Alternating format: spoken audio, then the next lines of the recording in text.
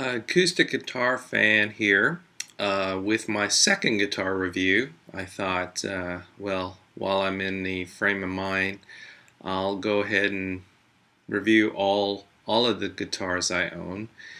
And it's interesting when I was watching some of the reviews of this particular guitar on YouTube. It was after I bought the guitar, and I found a lot of the reviews to be very interesting. So, so my thought was for those individuals who are out there shopping for an acoustic guitar, a high-end acoustic guitar, um, it might be neat to be able to see something or hear some thoughts from somebody who owns one and get some insight into the guitar itself before making an actual decision. But I think the bottom line is generally when you're looking around for a guitar, at least for me, is just to go out there and play them. I think a lot of guitars have those individual characteristics that are generally, you know, made to come out when you're sitting down with them and playing them, and actually just you feel it within yourself that this is the one for you. And for me, that was kind of like the case with this guitar. I'd been shopping around for a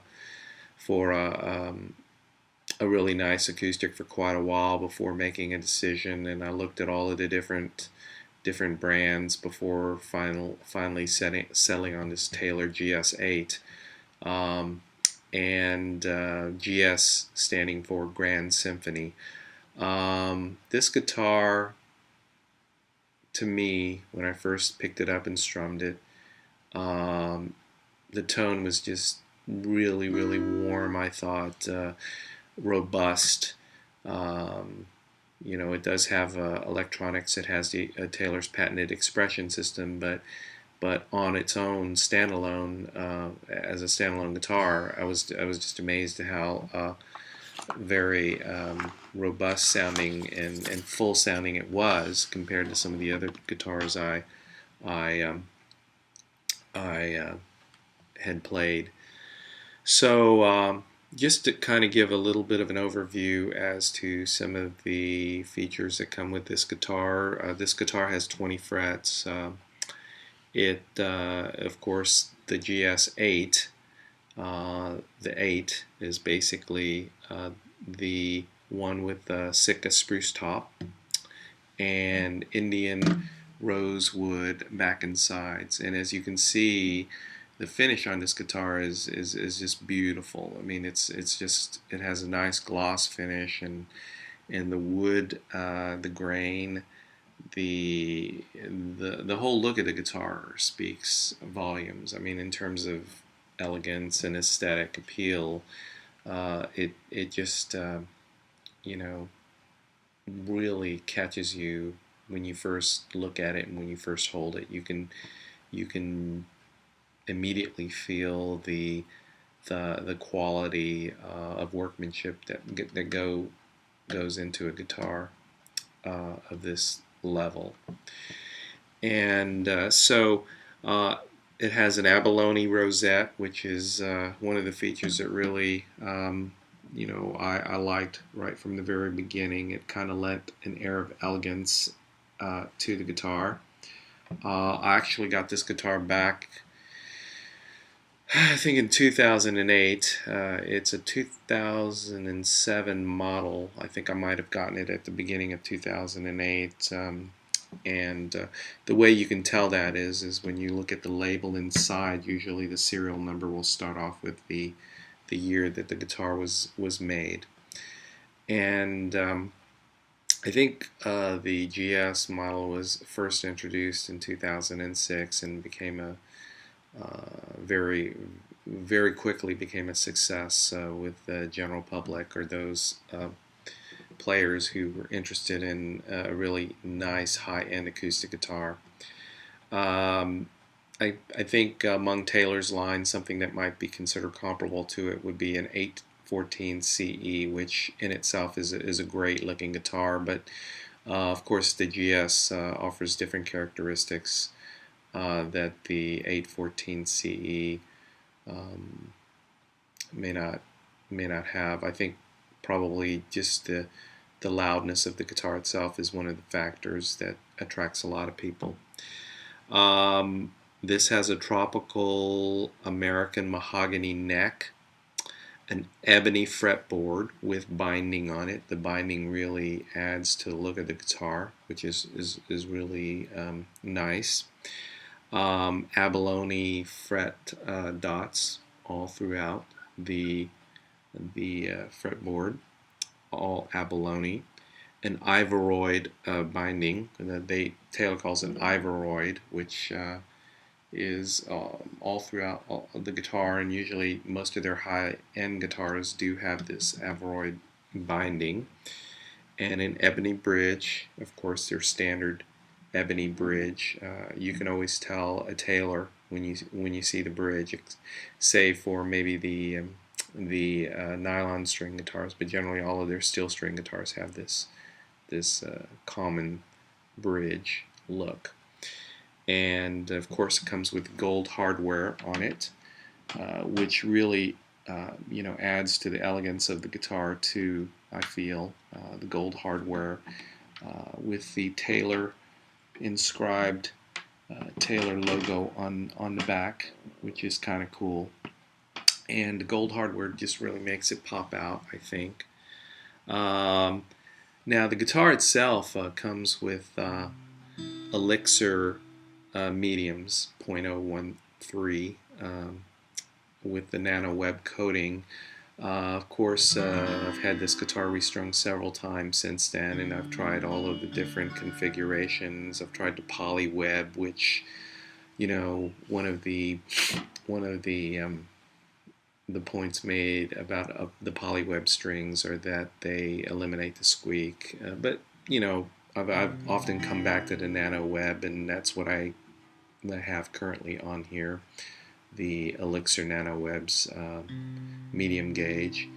And the brightness of this guitar is something that really kind of speaks to you when you first strum it. It's just a really bright sound to it. I've currently I have it hooked up to an amp right now, running it through the expression system. So I'll just kind of finger pick a little bit here for you. It's like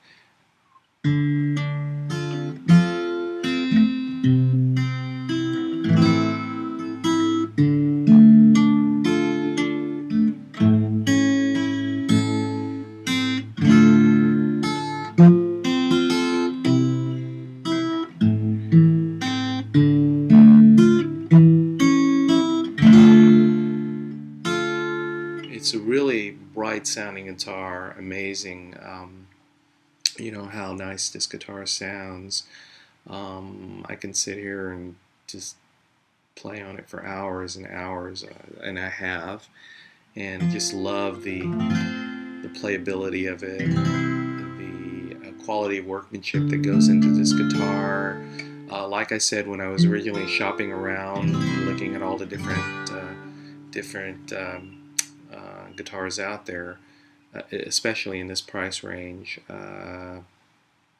this guitar, I just kept coming back to this guitar. It's funny enough, the guitar shop which I ended up getting it from, I think I must have spent several weekends or probably a couple of months maybe popping in there back and forth, and ultimately in the end grabbing this guitar off the wall and playing it before finally making the decision to get it. And also wanted to mention this comes with a really, really nice deluxe hardshell case, which when you slip the guitar in there, it fits like a glove. I mean, this case is just really, I tell you, a really well made case, and you can be assured that it will protect your investment very well. Speaking of investment, Taylor lists on their website that this guitar goes for about $3,000. Certainly, I'm sure you can find it for a lot less. I think Guitar Center probably has it for $2,400. But I got it considerably, not considerably, but I got it a lot cheaper. I think it was a seasonal thing, and also I got an online price for it that was honored in the store. So for me, it was definitely worth the investment. I have three Taylors myself. I have another Taylor 214 CE, which stands for cutaway, and another Taylor 310 that I picked up secondhand, and just I'll probably end up with more Taylors in the future, I imagine. One of the things I wanted to say was if you ever have an opportunity to go to one of the Taylor Road shows at your local guitar shop or guitar center in your city, go and check it out, because I went to one recently, and they had all of their product line there, and they even had one of these GS guitars with the back open on the back, so you can actually see the layout of the expression system and how everything was wired. The nice thing about going to these road shows are you learn a lot about the guitar itself, how the guitar is built, and also you can ask questions of their reps, and their reps are very, very knowledgeable and helpful. This particular road show that I went to in Houston, it was really nice because they had a guy named Mark Seal who was along with the representative demonstrating these guitars. And if you have an opportunity, check out Mark on YouTube. Mark, M-A-R-C, Seal, S-E-A-L. He's amazing guitarist, very, very talented. He was demonstrating a T5 while he was at the Houston show, and played a lot of his original compositions, and it just blew me away with his virtuosity on the guitar. Not only that, but he was like really humble guy when I spoke to him afterwards, and his style of playing kind of reminds me of like Joe Satriani, uh, Eric Johnson, just very much a perfectionist in his playing and in his you know tones and everything. Just really great listening to him play. So that was a really good experience. If you ever get to go to one of these Taylor Road shows, you might have an opportunity to hear him live, or if not, I'm sure they would have someone else there demoing the guitars, which makes a big difference. So that's kind of my overview review of the GS8. For those of you who are thinking about getting a high-end acoustic in this price range, I advise you to just spend some time playing all of the different guitars until you really find that combination that you feel is suitable to your style of playing. Like I said, the Grand Symphony style comes in different wood configurations, but I ultimately in the end settled on the Sitka and Indian Rosewood combo, and for me it suits my needs. I'm a combination of a rhythm guitarist, a little bit of fingerstyle guitarist. I wouldn't say I'm I'd say I'm an average guitarist. I love probably watching and listening to guitar videos and music, of course, but I aspire to get better, and at this stage of my life, I thought I'd reward myself with a pretty nice guitar, and so this is it right here. This GSA, plan to own it, keep it for years to come. So, anyways, my little bit of sharing about this guitar, and hope for those of you who are kind of looking and in the market to get one of these babies, you can't go wrong with a Taylor. And there you go. Taylor guitars, the best in the world, in my opinion.